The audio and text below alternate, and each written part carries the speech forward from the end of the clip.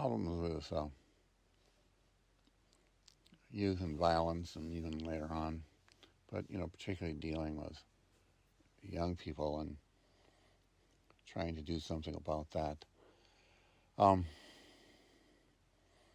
this mostly originates because of the lack of love uh, uh, they received as children, and some say understanding and that role modeling and all that is important, but love as a real thing. A lot of people say, "Oh, geez, love your neighbor," or "I love you," or "love this." I love candy. I love that. No, but I'm talking about the bond between the mother and the child, or father and the child, um, that is functional, um, where the child gets real everyday attention, you know, intimate attention. Um, and that's of the nature that the uh, various functions within the child can develop. In other words, this is a love, in this case, is a very real quantity. The attention is a very real, not just attention is not really enough, because attention can come from strangers, and that's ameliorate the destructive problems and also assist with, the well-being to an extent with a child. But there really is no substitute for the intense love, closeness, uh, and the resulting attention to the child's emotional needs to grow. In other words, there is a biological, physiological um, development that actually takes place within the child. Uh, it's like a mother's milk. There's physiological and physical changes within the baby that you can see and have to happen for the child to grow up so he's physically correctly formed, uh, both physically, mentally, emotionally, and all those functions are functioning properly. Um, uh, there's no point in mincing words about this. If you don't have this type of love, a very specific characteristic of relationship, where the child, on a daily basis, hourly basis, when he needs specific attention to himself, uh, his DNA is asking for this attention, and the parent has to learn to give the attention to the child as it needs this. This does a number of things. One is that it actually, just like mother's milk, actually is providing the DNA with love. And love is a very real characteristic. It's a physical entity that comes to the child. There is a love function, so to speak, love, we'll call it love because it hasn't been named yet, within an adult, if it's mature, that you have theta, beta, alpha, gamma, brain waves that come out of the head in various locations are real quantities, and you have communication with these to other individuals. This hasn't been studied that much, but it is there, and they're beginning to uncover it. But attention in terms of love actually is a characteristic quantity of actual brain waves that carry an impact. It's just like a porpoise. It comes out of his forehead. The sonic stuns its prey. You don't see anything, but something is coming out. And it just it pounds its prey. Just senseless. Shock.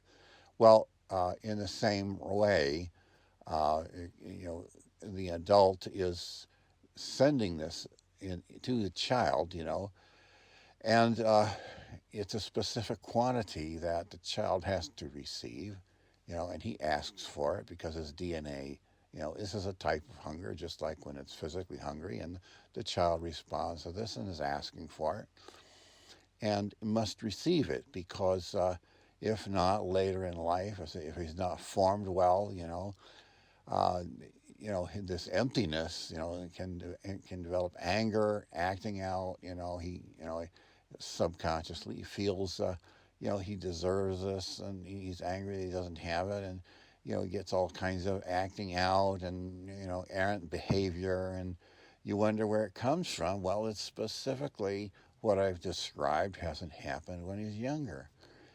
And of course, a lot of functions, once they develop inappropriately or not enough, it's like food, it's not so easy to deal with these things later on because that time of development is gone. And to reactivate the development, regeneration, or revisiting of the body, the DNA, is possible, but we don't presently really know how to do that. But corrective measures can be done by the body under certain conditions, and we're beginning to understand that. We're beginning to have engineered stem cells that are specifically designed to go in to specific areas of the body and perform certain functions. And this is going to be a huge area of medicine to do corrective and regenerative and those kinds of things to activate processes that have been passed up and not fully developed, but now they're no longer developing, to go in and activate the development of those areas. But that's a coming thing that's going to happen, and that will help solve this, because you can take a youth or somebody like that, and you'll be able to administer some kind of a engineered molecule that will create those conditions that will reactivate the developing stage, and then you'll be able to do some corrective measures that will be real cures. Presently, a lot of talking is going on, which assists in day-to-day monitoring, but of course it doesn't get to the root problem and the anger and violence that are the child acts out because that's the way he is inside. I mean, that's there's a lot of talking going on in therapy, but that's basically really bloodletting, like it used to be. Physical medicine, they used to bloodlet for everything, And while bloodletting is a good practice for a couple of conditions presently, that's about all it's useful for now. That's all it was used for now. But as you see where physical medicine has developed today, and psychiatry is going to at some point be a branch of physical medicine, and there'll be very little talking. Dealing with certain day-to-day affairs, talking, will be used, for certain things. But in terms of right now, you have talking therapy for all kinds of mental illnesses, and we'll have cures for those mental illnesses. Right now, talking is just a palliative. But that's something to look forward to and to concentrate on. These modified stem cells, such a promising area of physical medicine and engineering molecules to go into specific areas. When we discover what areas of any particular mental illness, so to speak, condition will be known within the body, within the brain, and molecules can be engineered to go into those specific areas and rectify the cause of the malcondition. So this is an exciting area to look forward to. But that's a little few thoughts on kids who haven't had the right kind of love and attention as babies, essentially, and what happens, through, the 7, 8, 10, and so on up to teenage years, because the child is constantly growing and is in constantly need of this type of love um, on a day-to-day basis, and it doesn't get it. It just causes such severe problems to deal with this, because then the children act out later in life, and they just, they were shortchanged. They're not functioning right socially. They can't, and they don't, they're become second-class citizens. They don't have good self-esteem because they can't, because they're not, comparison to their other people who have, and they can't concentrate on taking care of themselves, so that they don't develop to have good work habits. I mean, and they just drop out because they can't handle they need excitement instead of, they can't deal with the everyday kind of boring life, because it just doesn't satisfy the inner needs, the intense needs that they feel because they lack love. And there's not much you can do about that. And parents leave, and they, the kids suffer permanently for life. So this is why this area of medicine will be um, valuable to reactivate these areas of development within people, um, that you can create. You'll actually be able to cure people of this errant social behavior, because this is where it stems from. A lot of people talk now, but no, yeah, that's all people seem to know about. It's kind of like the area of bloodletting.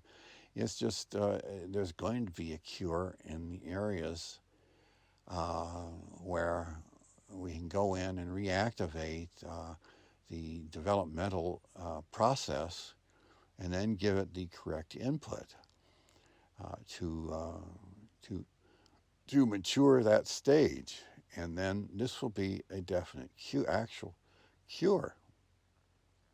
It's very exciting. And the another thing that causes huge social problems is a lack of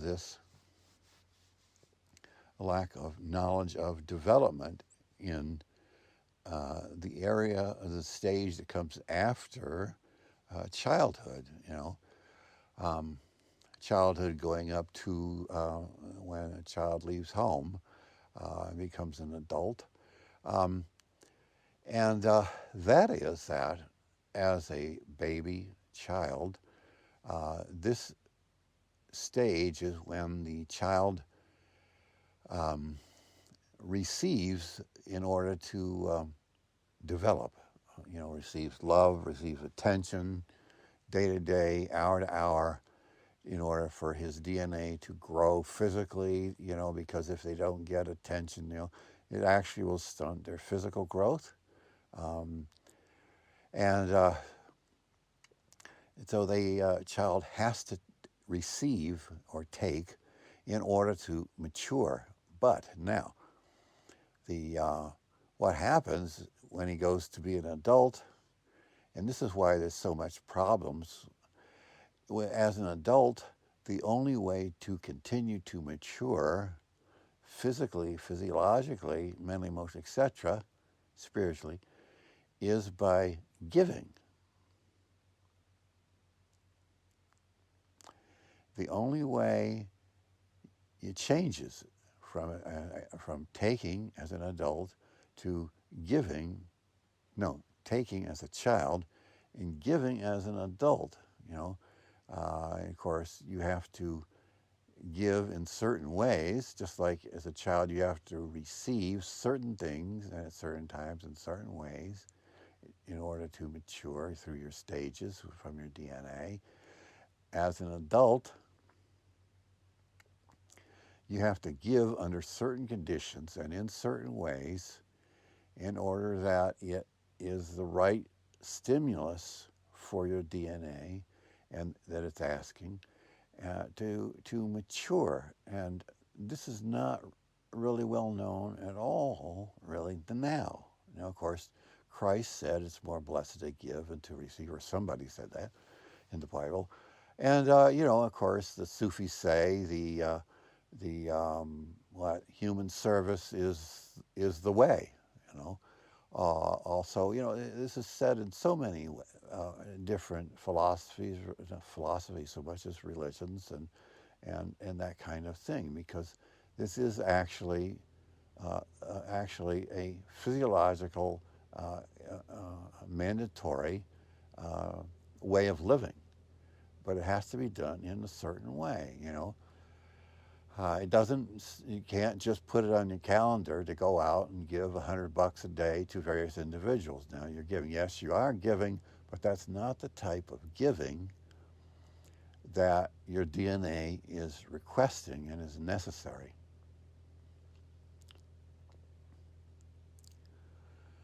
But so what happens is that you know um,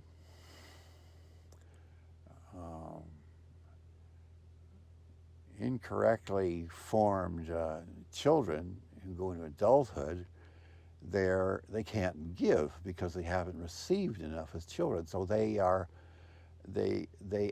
continue to act out as adults because they can't mature. They're not ready for the stage of giving because they haven't achieved that DNA and maturation wise. It's not something you can just say, I love you, and therefore you have given somebody love. It's just, you actually have to have something there. And these children who grow into adults, they can't function in society well because they can't give, so they can't grow either at this stage. And any adult, you get adults who are so greedy, they do anything they chase the dollar. Well, they can't give because they have an insatiable need that hasn't been met, which they've sublimated into chasing the dollar.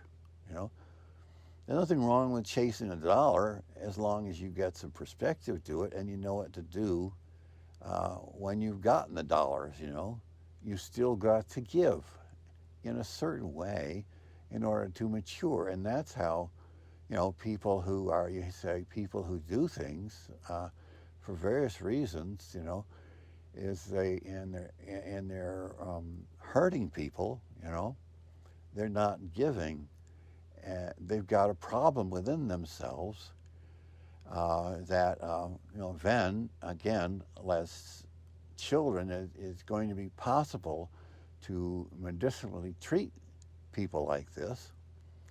Like now, you send people to required therapy when they do certain things. And then it maybe come about when their conditions, various conditions that they're acting out, will be diagnosed, and they will become, physical medicine of these engineered molecules that go in and reactivate the maturation process, and so that essentially restart the adult engine that will be able to utilize giving at that point and get back on the right track of maturation.